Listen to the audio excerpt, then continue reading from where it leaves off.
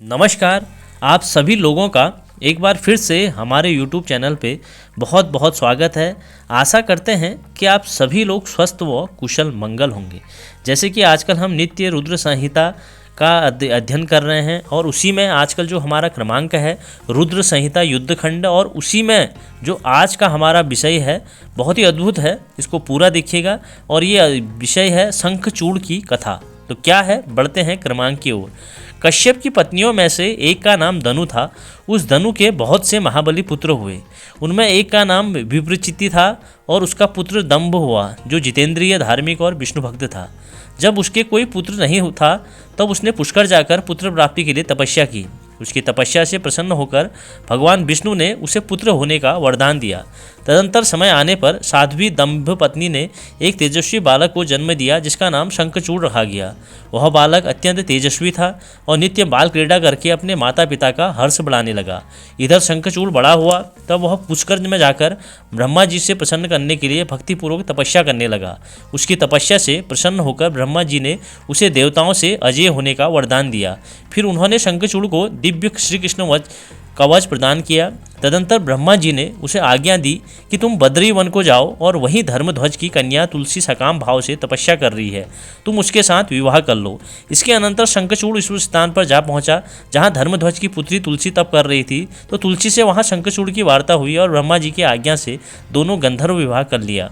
और उसके अनंतर शुक्राचार्य जी द्वारा शंखचूड़ का राज्याभिषेक हुआ और उसने संपूर्ण लोगों को जीतकर देवताओं का सारा अधिकार छीन लिया। देवगण ब्रह्मा जी की शरण में गए और ब्रह्मा जी समस्त देवताओं के साथ भगवान विष्णु की स्तुति करने लगे। तो भगवान विष्णु ने कहा, कमल योनि, मैं शंखचूड़ का सारा वृत्तांत जानता हूँ। पूर्व जन्म में वह गोप था और गोलोक में जब मेरे ही रूप श्री कृष्ण में रहते हैं, और वहीं गोप इस समय शंभु के इस लीला से मोहित होकर शापवश अपने दुख देने वाले दानवी योनियों को प्राप्त हो गया है। श्री कृष्ण ने पहले से ही रुद्र के त्रिशूल से उसकी मृत्यु निर्धारित कर दी है। ऐसा जानकर तुम्हें भय नहीं करना चाहिए। यों कहकर ब्रह्म समेत विष्णु शिवलोक को गए और तथा भगवान शंकर की स्तुति करते हुए बोले, हे दीनबंधु, हमें दीनों की रक्षा कीजिए। तो श्री शंकर ने सबको आश्वस्त करते हुए कहा, हे देवगण, तुम अब लोग अपने अपने स्थान को लौट जाओ, मैं निश्चय ही शंखचूड़ का वध कर डालूंगा। तो महेश्वर के इस वचन को सुनकर समस्त देवताओं को परम आनंद प्राप्त हुआ। उधर उन महारुद्र ने गंधर्वराज चित्ररथ पुष्पदंत को दूत बनाकर शंखचूड़ के पास भेजा, और परंतु शंखचूड़ ने कहा कि महेश्वर के साथ युद्ध किए बिना न तो मैं राज्य ही वापस दूंगा और न अधिकारों को ही लौटाऊंगा। तो शिव पुष्पदंत ने लौटकर अपने स्वामी महेश्वर को शंखचूड़ की सारी बातें सुना दी। भगवान रुद्र ने अपनी सेना के साथ युद्ध के लिए प्रस्थान किया। इधर शंखचूड़ ने महल में के भीतर जाकर अपनी पत्नी तुलसी से यह सारी वार्ता सुनाई तथा युद्ध में जाने से पूर्व उसने ढांढस बताया, और तदंतर दानवराज ने कवच धारण करके अपनी सेना के साथ युद्ध के लिए प्रस्थान किया। घोर युद्ध प्रारंभ हो गया। उसी समय आकाशवाणी हुई, जब तक इस शंखचूड़ के हाथ में श्री हरि का परम उग्र कवच वर्तमान रहेगा, उसकी पतिव्रत पत्नी तुलसी का सतीत्व अखंडित रहेगा, तब इस पर जरा और मृत्यु अपना प्रभाव नहीं डाल सकेगी। अतः हे जगदीश्वर शंकर, ब्रह्मा के इस वचन को सत्य कीजिए। शिवजी ने उस आकाशवाणी को सुनकर इसे स्वीकार कर लिया और विष्णु को इस कार्य के लिए प्रेरित किया।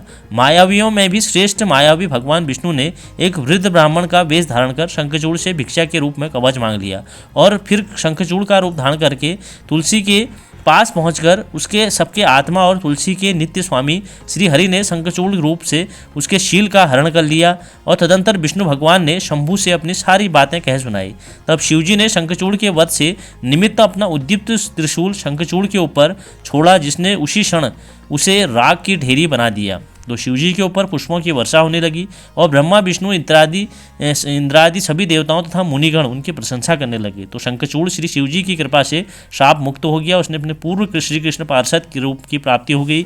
शंखचूड़ की हड्डियों में से शंख जाति का प्रादुर्भाव हुआ।